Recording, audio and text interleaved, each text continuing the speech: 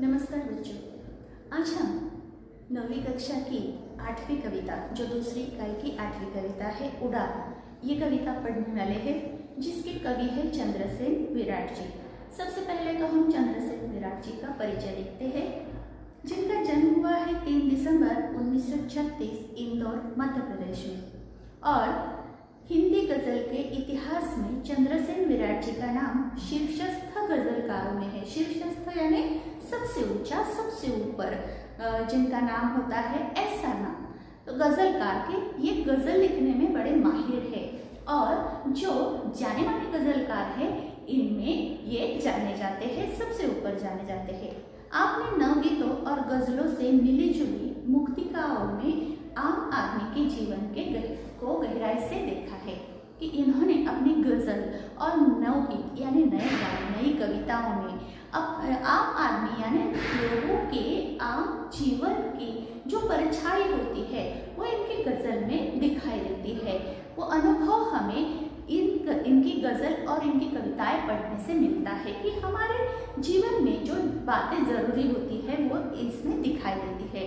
इनकी प्रमुख कृतियों का कुछ नाम है मेहंदी, रची हथेली, स्वर के सोपान, मिट्टी मेरे देश की, धार के विपरीत आदि ये जो है गीत संग्रह है।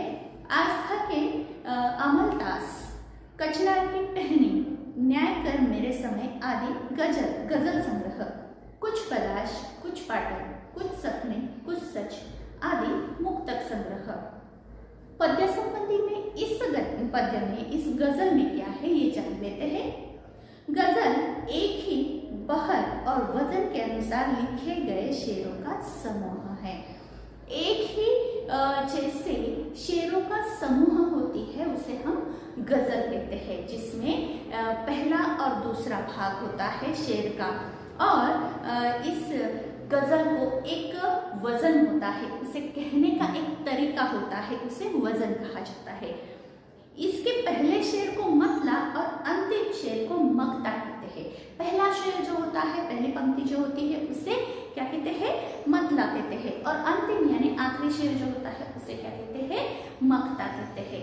प्रस्तुत रचनाओं में विराट जी ने स्वाभिमान, विनम्रता, हौसलों, बुलंदी, दूरदृष्टि जैसे अनेक माननीय गुणों को महत्वपूर्ण स्थान दिया है। इस कविता में चंद्रसेन विराट जी ने हमारे मनुष्य के जो आवश्यक गुण होते हैं उन गुणों को इस गजल के माध्यम से हमारे सामने रखा है, जिसमें स्वाभिमान है, विनम्रता है, हौसला है, बुलंदी है, दूरदृष्टि है। ये ऐसे सारे गुण हैं जिसके बिना हमारा जीवन परिपूर्ण और प्रगतिशील नहीं हो सकता। अगर हमें यश चाहिए, अगर हमें प्रगति साध्य करनी है, यश साध्य करना है, तो ये सारे गुण हमें प्राप्त करने ही होंगे।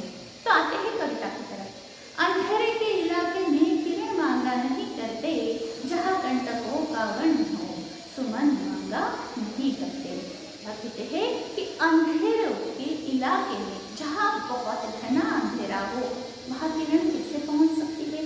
जहाँ अज्ञान ही अज्ञान हो वहाँ से ज्ञान की प्राप्ति करना बिल्कुल व्यर्थ है। जैसे कांटों के वन में फूलों की हम अपेक्षा नहीं कर सकते। कंटक यानी कांटे और सुमन यानी फूल, कि जहाँ कांटे ही कांटे बिछे हैं वहाँ जिस तरह से फूल नहीं दिखाई देते, उसी तरह से अज्ञान के अंधकार में ज्ञान की अपेक्षा करना बहुत ही मुश्किल है कि जहाँ अंधकार है वहाँ किरण नहीं मिल सकती। जिसे अधिकार आदर का झुका लेता स्वयं मस्तक, नमन स्वयमेव मिलता है, नमन मांगा नहीं करते। फिर से सुनिए, जिसे अधिकार आदर का झुका लेता स्वयं मस्तक, नमन स्वयमेव मिलता है, नमन मांगा नहीं करते। जो व्यक्ति बड़ा होता है, जो व्यक्ति आदर का पात्र होता है, ऐसा व्यक्ति पहले खुद विनम्र होता है कि जिसे आदर प्राप्त करने का अधिकार है, वो अधिकार वो कहाँ से प्राप्त करता है, तो पहले वो दूसरों को आदर देता है और फिर उसे आदर मिलता है। वो स्वयं झुका लेता स्वयं मस्तक, वो पहले विनम्र होता है, पहले खुद विनम्र होता है और नमन स्वयमेव मिलता है। जब इंसान खुद विनम्र होता है तो सामने से भी उसे विनम्रता ही मिलती है। उसे दुनिया जो है उसके उसके सामने झुकती है, उसे आदर देती है, नमन मांगा नहीं करते। इसलिए आदर किसी से मांगा नहीं जाता है, आदर प्राप्त किया जाता है। और आदर प्राप्त करने के लिए सबसे पहले हमें आदर देना जरूरी होता है। जहाँ आदर दिया जाता है वहीं पर आदर अपने आप प्राप्त होता है।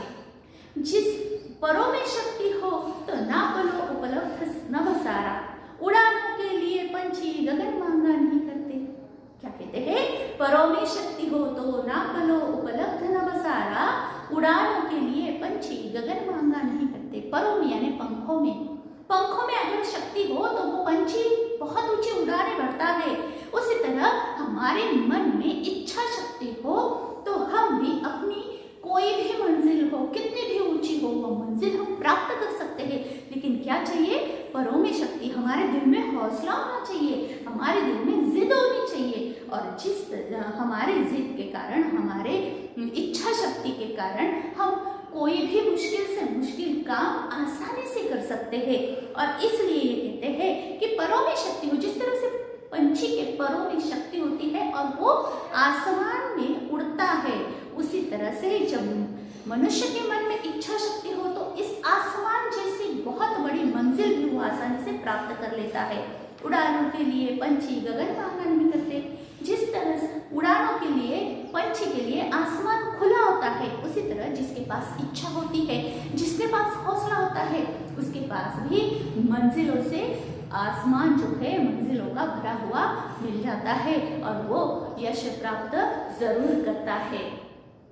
जिसे मन प्राण से चाहा, निमंत्रण के बिना उसके सपन तो खुद ब खुद आते, नयन मांगा नहीं करते। क्या कहते हैं? जिसे मन प्राण से चाहा, निमंत्रण के बिना उसके सपन तो खुद ब खुद आते हैं, नयन मांगा नहीं करते। जिससे हम दिल से चाहते हैं, जिससे हम प्यार करते हैं, दिल से प्यार करते हैं, उसके सपने अपने आप ही आंखों में आ जाते हैं। उसे जबरदस्ती हमारे आंखों में लाने की जरूरत नहीं पड़ती। और इसलिए कहते हैं कि सपन तो खुद ब खुद आते हैं, सपने उसके खुद ब खुद आते हैं जिससे हम प्यार करते हैं, नयन मांगा नहीं करते। उसके सपने हमारी आंखें मांगती नहीं हैं, जिससे हम दिल से चाहते हैं उसके सपने अपने आप ही हमारे आंखों में आ जाते हैं। जिन्होंने कर लिया स्वीकार पश्चाताप में चलना, सुलगते आप बाहर से अगर मांगा नहीं करते। क्या कहते हैं? जिन्होंने कर लिया स्वीकार, जिन्होंने स्वीकार कर लिया है पश्चाताप में चलना। पश्चाताप कब होता है? जब हमें गलती का एहसास होता है तो मनुष्य को पश्चाताप होता है। और जब पश्चाताप होता है तो क्या होता है? मनुष्य अपने आप अंदर ही अंदर जलता है। ये कहते हैं जिन्होंने कर लिया स्वीकार, जिन्होंने अपनी गलती स्वीकार कर ली है, उसे उस गलती का पश्चाताप होता है और उसका दिल अपने आप ही अंदर से जलता है, पश्चाताप करता है, वो महसूस करता है अपनी गलती और उस गलती को सुधारता भी है। बाहर से अगर मांगा नहीं करते, बाहर से उसे बताने की जरूरत नहीं होती है कि तुम्हारे से गलती हुई है और तुम्हें उसे सुधारना है।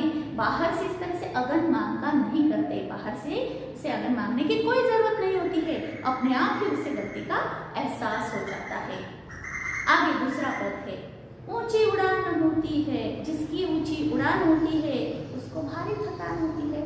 सच है ना? जिसकी ऊंची उड़ान होती है, यानी जो पंछी बहुत ऊंचा उड़ता है उसे थकान होती है। यानी जो व्यक्ति बहुत ही मेहनत करता है, जिंदगी में कष्ट करता है, श्रम करता है, उससे ही तो थकान होगी, बैठे बैठे थोड़ी थकान होगी। इसलिए जो व्यक्ति बहुत मेहनत करता है उसे थकान होती है। बोलता कम जो देखता ज्यादा, आँख उसकी जुबान होती है। जो व्यक्ति बहुत कम बोलता है लेकिन बहुत ज्यादा देखता है तो क्या होता है? उसके जिंदगी के अनुभव उसके पास जमा हो जाते हैं और इसलिए आँख उसकी जुबान होती है। क्यों आँख जुबान होती है? आँख में से जो अनुभव उसने प्राप्त किए हैं वो अनुभव उसके बोलते हैं। तो जो व्यक्ति कम देखता है, कम बोलता है और देखता ज्यादा है, उसके पास बहुत ही अनुभव इकट्ठा हो जाते हैं। बस हथेली ही हमारी हमको धूप में सामान होती है। जो व्यक्ति कष्ट करता है, श्रम करता है, उसे ही यश प्राप्त होता है। यानी हमारा कर्म हमारे हाथों में है, हमारा भविष्य हमारे हाथों में है। हमारे ही हाथ जो है हम पर साइबान यानी जब धूप होती है तो छाव, साइबान यानी जहाँ छाव मिलती है उसे साइबान कहते हैं। तो हमारी हथेली कब साइबान होती है? जब हमें यश प्राप्त करना होता है तो अपने खुद के ही मेहनत से यश प्राप्त होता है। एक बहरे को एक गूंगा दे, जिंदगी वो बयान होती है। देखिए, एक बहरे को एक गूंगा दे कि जहाँ बहरे की भाषा गूंगा समझता है, गूंगे की भाषा बहरा समझता है। ऐसा कैसे हो सकता है? जब इंसान अपने मन से दूसरों की व्यथा समझता है, दूसरों की वेदना समझता है, दूसरों की भावना समझता है, तब गूंगा बहरा भाषा इसका कोई भी मोल नहीं रहता। वो व्यक्ति उस सामने वाले व्यक्ति की भावनाएं अपने आप समझ जाता है। तब जिंदगी वो बयां होती है, वह जिंदगी सच्चे रूप से व्यक्त होती है। वह भाषा की कोई जरूरत नहीं पड़ती, बयान होती है यानी बोलती है। तीर जाता है दूर तक उसका, कान तक जो कमान होती है। तीर जाता है दूर तक, धनुष बाण को देखा होगा है आपने, जब बाण जो है धनुष पर चढ़ाया जाता है, जो तीर है वो उस धनुष पर चढ़ाया जाता है और पीछे खींचा जाता है। जितना वो पीछे खींचा जाता है उतना वो दूर चला जाता है। उसी तरह से हमारे जीवन में भी हम जितनी मेहनत करते हैं, उतना कठोर श्रम करते हैं, उतना ही हमें बहुत ज़्यादा मंजिल हमें प्राप्त हो जाती है, बहुत ज़्यादा यश हमें प्राप्त होता है। तीर जाता है दूर तक उसका, कान तक जो कमान होती है, कान तक कमान जब हम ओढ़ते हैं तो तीर बहुत दूर जाता है। उसी तरह से हमारे जिंदगी में हम बहुत मेहनत करते हैं तो हमारे मेहनत का तीर भी बहुत बड़ी प्रगति को प्राप्त कर लेता है। खुशबू देती है एक शायर की जिंदगी धूपदान होती है, खुशबू देती है। कहाँ से खुशबू आती है? शायर की। शायर के पास से खुशबू कहाँ से आएगी? जिंदगी धूपदान कैसे होगी? शायर क्या करता है? गजल लिखता है, कविता लिखता है और उस कविता के शब्दों से बहुत ही महक आती है। बहुत सुंदर शब्द जब वो शायर लिखता है अपनी गजल के माध्यम से तो क्या होता है? बहुत ही खुशबू महक सब तरफ फैल जाती है उन शब्दों की, उन प्यारे प्यारे शब्दों की। जिंदगी धूपदान होती है यानी जिंदगी में खुशबू ही खुशबू भर जाती है। धूपदान पता होगा आपको, एक पात्र होता है जिसमें धूप डालकर उसे जलाया जाता है और उसकी सुगंध से सारा वातावरण बहुत ही सुगंधित होता है।